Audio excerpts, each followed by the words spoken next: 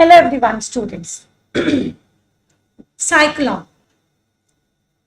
Today's topic that we are going to discuss is about cyclone. I've told you we are discussing about in the lectures about the disaster management. We discussed earlier about the earthquake. We talked about that earthquake is a natural disaster. In the same way, the cyclone is a large-scale weather system characterized by low atmospheric pressure at its center, around which winds circulate counterclockwise in the northern hemisphere and clockwise in the southern hemisphere. Cyclones can be intense and are associated with strong winds, heavy rainfall, and sometimes thunderstorms. It is a natural disaster only, but cyclone gives the warning. Means cyclones can be predicted to some extent. Likewise, earthquake having very little warning, but cyclones can be predicted to some extent. Now, what is cyclone? What we mean by cyclone? In which way cyclone go? We can explain the cyclone as a reason of low atmospheric pressure surrounded by high atmospheric pressure, resulting in swirling atmospheric disturbance accompanied by powerful winds. You have seen, like in the previous years, it was coming of USA, cyclone have came and the winds are flowing and the flood is coming, there was a heavy rainfall. So what happened? It created disaster in all over the economy and all over the area. People can't able to live, they don't know how to survive, they can't able to come out from their homes, their property, their infrastructure get destroyed. So that is a cyclone. Winds blow in anti-clockwise direction in the northern hemisphere and in the clockwise direction in the southern hemisphere. They occur mainly in the tropical and the temperate regions of the world. Basically cyclone occur in the regions which are tropical, at the tropical centers and at the temperate regions of the world. So it is a large scale weather system. It's characterized by low atmospheric pressure. Cyclones are named differently in different parts of the world. In Northwest Pacific Ocean, it's called as the typhoons. In North Atlantic Ocean, Northeast Pacific Ocean, South Pacific Ocean, it is called as hurricanes. In Southwest Pacific Ocean, Northeast Indian Ocean, it is called as tropical cyclones. In North Indian Ocean, it is called as severe cyclonic storm. In Southwest Indian Ocean, it is called as tropical cyclone. In Australia, it is called as Billy Billy. In South America, it is called as tornado. So there are the different names of the cyclone. Cyclones are called differently at different places. It characterized by strong winds, heavy rainfall, and as I've said, sometimes thunderstorms. Now, what is the global significance of the cyclone? Cyclones are significant as it is a meteorological phenomenon. Because due to the potential of cyclone, they can create widespread destruction and loss of life. They are known by different names depending in which region they are occurring. I've explained you about the disaster management. But despite the various measures taken on the cyclone as it is pre-warning, all the lives can be made secure, they will be resettled at other places. Because when a cyclone occurs, it results in the widespread destruction and the loss of life. Now, two names that have been given on the reasons of occurrence are tropical cyclones, extratropical cyclones. Now, what are tropical cyclones? Tropical cyclones are intense low pressure system that form over warm tropical or subtropical waters. They are known as hurricanes in the Atlantic and Eastern Pacific Oceans, typhoons in the Western Pacific Ocean, and cyclones in the Indian Ocean and South Pacific. Tropical cyclones are intense, low pressure systems that form over warm tropical or subtropical waters. They are known as I've told, hurricanes in Atlantic, typhoons in Western Pacific Ocean, and cyclones in the Indian Ocean. Extratropical cyclones. These are the cyclones that form outside of the tropics and are associated with fronts where cold and warm air masses meet. Where cold and warm air masses meet. Where they are formed? They formed outside of the tropics and are associated with fronts where cold and warm air masses meet. They are common in mid-latitude regions and can bring severe weather, including heavy precipitation and strong winds. Extratropical cyclones are very much common. The regions who are on the mid of the latitude. They bring a severe weather conditions, include heavy precipitation and strong winds. Strong air in the environment.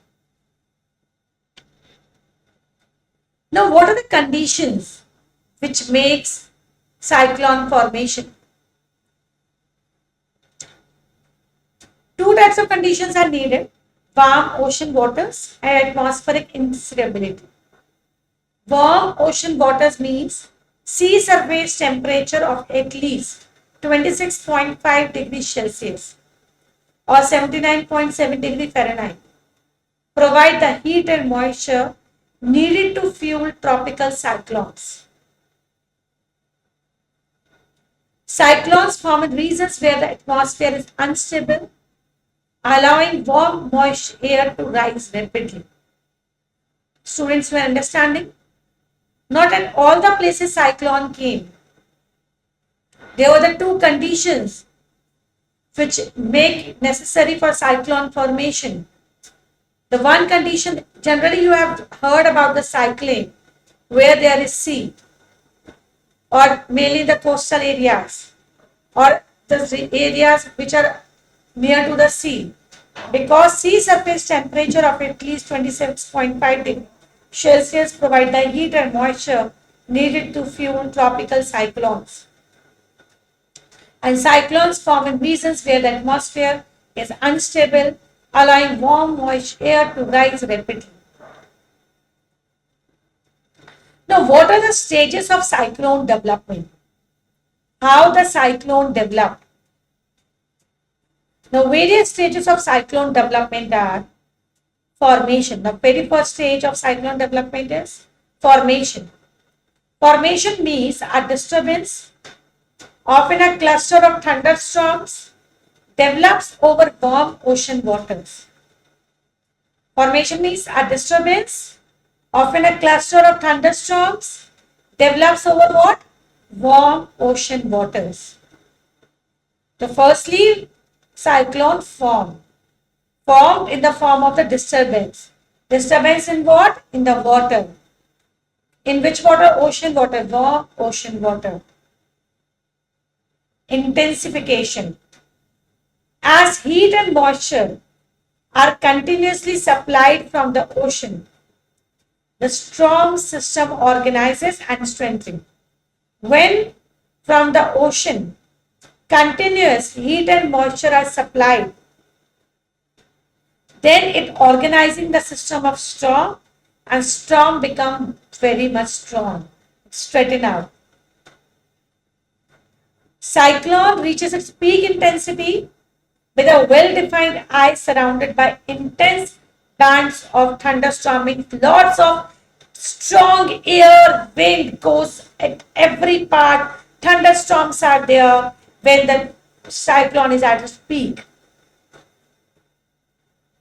Cyclone get weak as it moves over land or cooler water and lose their source of warmth and moisture. When its cyclone moves over the land, move over the cooler water, it loses its strength, it gets weakened and losing their source of warmth and moisture. So these are the various stages of cyclone development. Remember students, learn it. The first stage is formation. Second stage is intensification. Third stage is maturity. And fourth stage is dissipation. Formation means very first stage where cyclone is forming. Intensification, when cyclone is going to organize and getting the strength. Maturity, when cyclone is at its peak. And dissipation, when cyclone get weak. The conditions which are necessary for cyclone formation are warm ocean waters and atmospheric instability. Warm ocean waters means that sea surface temperature of at least 26.5 degrees Celsius provide the heat and moisture needed to fuel tropical cyclones. Cyclones form in regions where the atmosphere is unstable, allowing warm, moist air to rise rapidly. Now, what are the various types of cyclones? There were the various categories of cyclones. We discussed in our previous lecture, previous slides also, that there were two types of cyclones. Tropical cyclones and extratropical cyclones. Now, what is the difference between these two? Tropical cyclones form over warm tropical waters and they have a well-defined circulation. They were fluid where they get strengthened primarily by latent heat releases and when moisture condenses. May tropical cyclone form over the warm tropical waters, have a well-defined circulation and are fueled, means get strengthened primarily पहले किससे होते हैं? By latent heat. But latent heat release कैसे release होती है? Release when moisture condenses. Extratropical cyclones. Extratropical cyclones form outside the tropics. They form outside the tropics and they derive their energy from temperature. From where they derive their energy? They form outside the tropics and derive their energy from where? From temperature contrast in the atmosphere, often associated with fronts. Remember, students, understand? Extratropical cyclones form outside the tropics and derive their energy from temperature, contrast in the atmosphere, often associated with fronts. So it forms outside the tropics, derive their energy from temperature, contrast in the atmosphere, often associated with fronts. Now, there were the particular typical reasons and their influencing factors. As tropical cyclones occur primarily in tropical and subtropical regions over warm ocean waters like Pacific Ocean, Indian Ocean and Atlantic Ocean. The water where is warm, it occurs, tropical cyclones majorly occur there only. Extratropical cyclones, it is common in mid-latitude regions. It is very much common in mid-latitude regions where cold and warm air masses collide. Where what? Cold and warm air masses collide. For example, North America, Europe and Asia. So, in the oceans, the cyclone that occur is known as the tropical, and in North America, Europe, Asia, the regions who are in the mid-latitude, the cyclone that occur is known as the extratropical cyclone. I hope students you will be able to write down the difference between tropical cyclone and extratropical cyclone. It is very much clear to you all. Now, what are the factors that influence the path of cyclone? The path of cyclone is influenced by steering winds. If the winds are at upper level, it guides the movement of cyclones. Means cyclones will go at which side? Cyclone will go in which direction? is decided by the upper level winds. Coriolis effect. It caused the cyclone to rotate, to deflect and rotate. Means this effect gives the cyclone will go at which places and rotate in which direction. Land masses. Land masses factor decide that will the cyclone will interact with the land, will it get weakened, or land masses will change the path of cyclones. So these are the three factors that are majorly affect that in which direction cyclone will go, what will be the intensity of the cyclone, and cyclone will be of for how many particular time period. That is steering winds, Coriolis effect, land masses. So students, you are very much clear that we have two types of cyclones, tropical cyclones and extratropical cyclones. Factors that affect the cyclones are steering winds, Coriolis effect and land masses. Conditions that are necessary for cyclone formation is warm ocean waters and atmospheric instability. There are 4 stages of cyclone development that are formation, intensification, maturity and dissipation. Cyclone is a large-scale weather system which is characterized by low atmospheric pressure at its center around which winds circulate counterclockwise in the northern hemisphere and clockwise in the southern hemisphere. Now, what are the effect of the cyclone? First, in a sudden, brief onslaught, high winds can cause major damage to the infrastructure and housing. In particular, if the construction is fragile, they are generally followed by the heavy rains and floods. As I have told you, the cyclone only doesn't mean only high winds, but it is followed by heavy rains and floods, which lead to the major damage to the infrastructure and housing. Structures get damaged, destroyed by the wind force, flooding, light pitch roofs get disturbed, industrial buildings get suffered, severe damage to the fitted buildings, pitch roofs that all get destroyed. Casualties, people get dead, public health get destroyed, diarrhea, malaria, viral outbreaks, contamination of water supplies, everything caused due to the cyclone. Poor water get contaminated, electricity is not there, people get various infections, there was the flooding because of flooding, environment get polluted, flying elements are there, various of problems. Ground and pipe water supply may get contaminated by flood waters. It get mixed with this.